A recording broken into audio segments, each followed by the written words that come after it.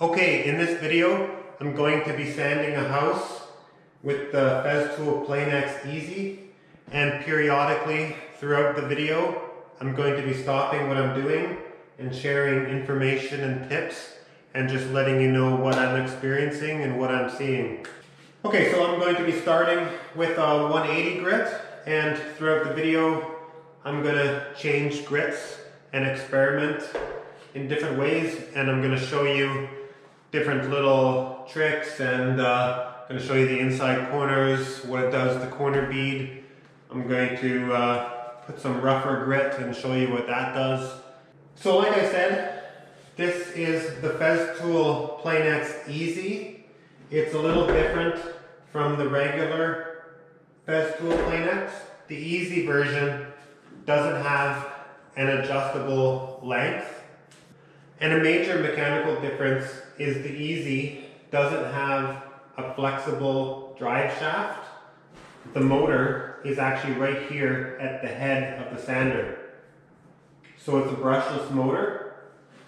So the advantage of having the motor here is without the flexible drive shaft, even a flexible drive shaft is not really fully flexible. So without that drive shaft, the head of the sander can articulate really well. Okay, so because I'm going to be sanding drywall, I'm using what's called the soft pad interface. It just screws in there. So the sander comes with a firm pad interface. You want to unscrew that and install the soft pad interface. The firm pad is more suitable for texture or rough surfaces or paint and stuff like that. So for sanding drywall, it's really necessary that you get that soft pad interface. When I bought this sander, the salesperson tried selling me the soft pad interface, and I just didn't want to spend the extra money, so I just didn't buy it. And I took this to the job site and began sanding drywall, and I only got about this far down a seam before I realized that the salesperson was right, and you actually really need that soft pad because it kind of conforms to the wall, so the sanding isn't near as harsh. The firm pad is actually like a cup, so it really gouges. It'll really destroy drywall compound seams and all that.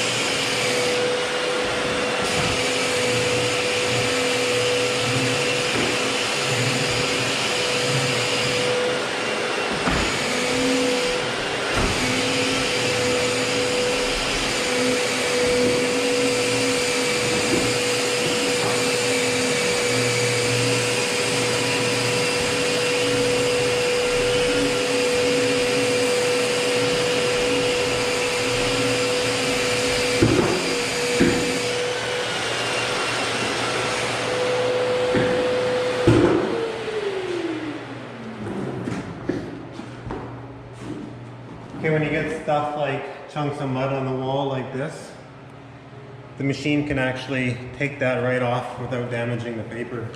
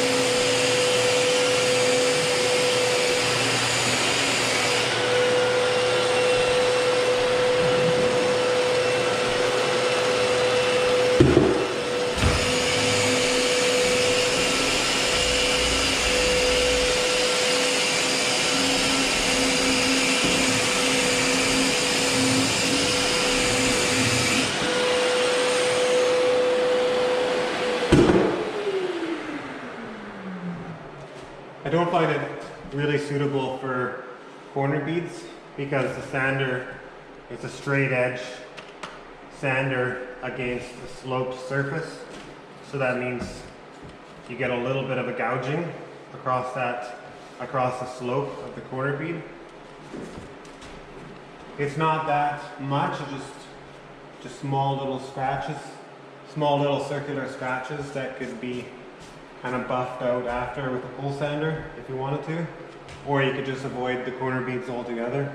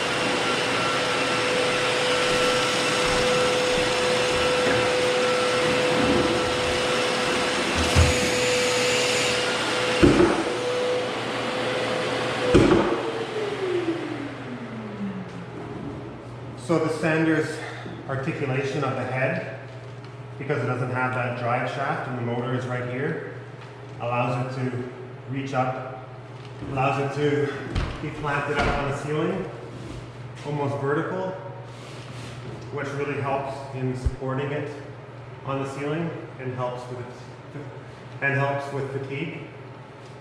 But there is some fatigue involved with doing the ceiling because you are holding it up for long periods, but the suction does kind of take some of that fatigue off.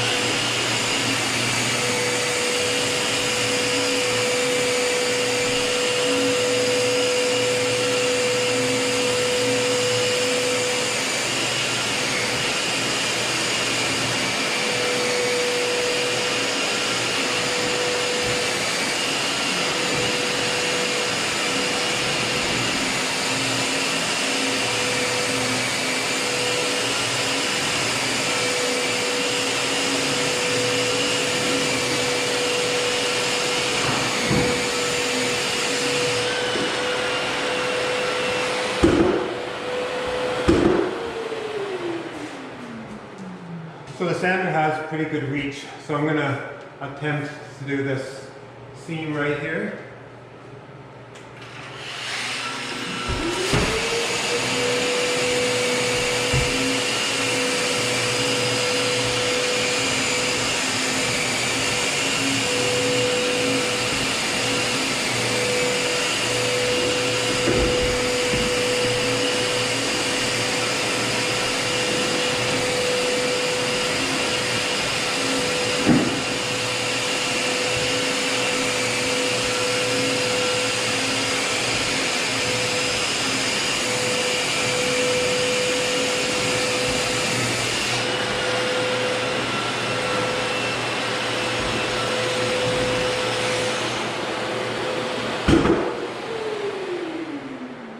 Now I'm going to attempt to do just the screws up here, and then we're going to move on to the inside corners.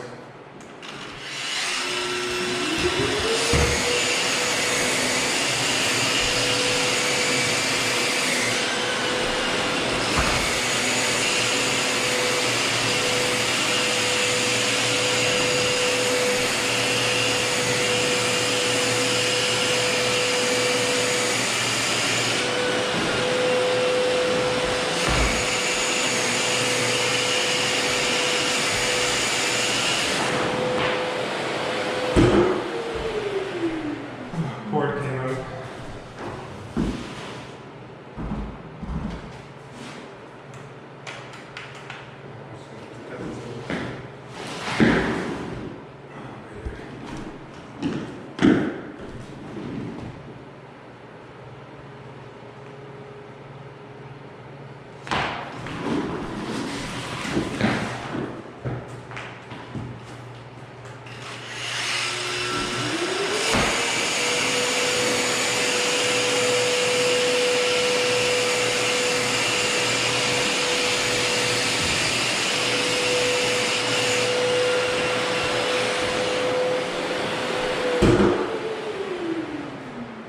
Okay, I'm going to sand a little bit of this straight flex 45-degree tape.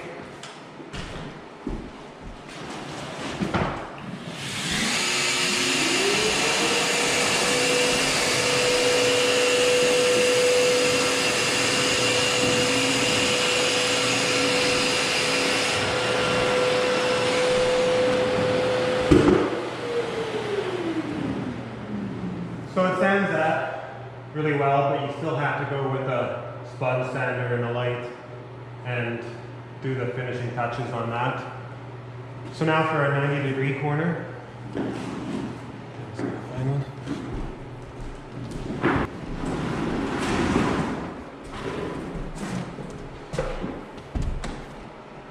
Okay, so I'm going to do a few inside corners, and then I'm going to let you know what I'm seeing and what I'm thinking about that.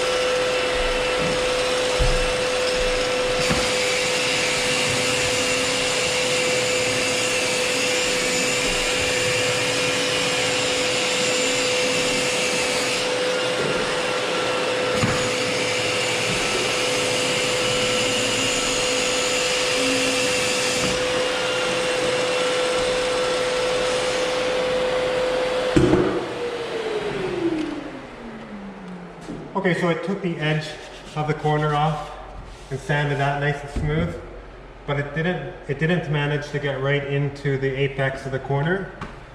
But there is a feature on the sander where you can release this guard, and now the paper is right up level with the corner. So now we can get into that inside corner. I'm going to go to a different corner.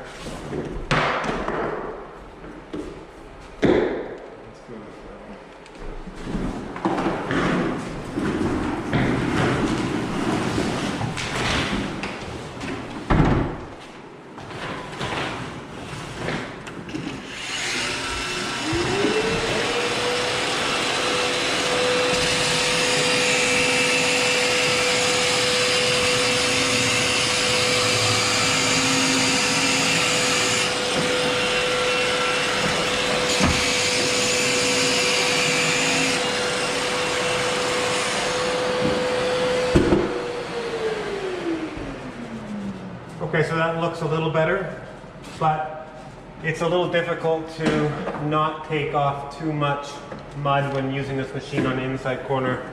I think for inside corners I would personally stick to my pull sander.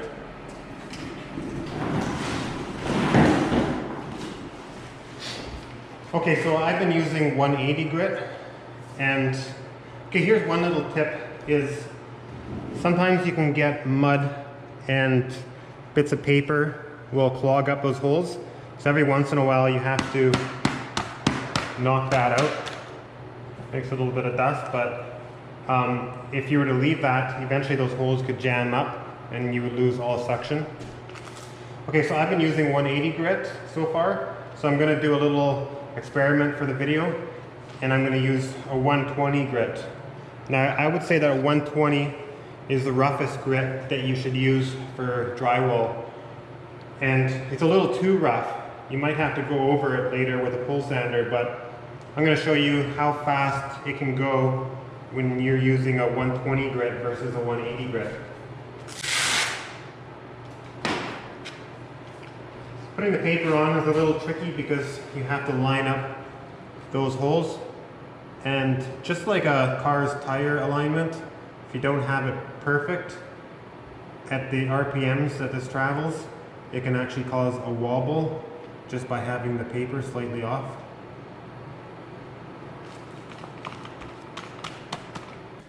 Okay, because the 120 grit is such a rough grit that I'm going to want to dull it out by sanding the screw stripes first, and then I'm going to move on to the flat joints and the butt joints.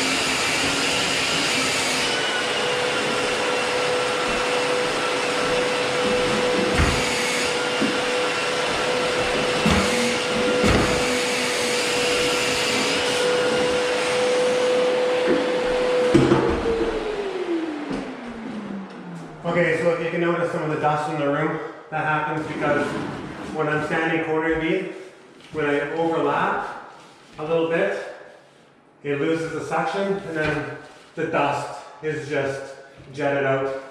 So that's why the dust comes. So you're going to lose the dust-free feature of a sander when you're overlapping corner bead, which you kind of have to sand it properly.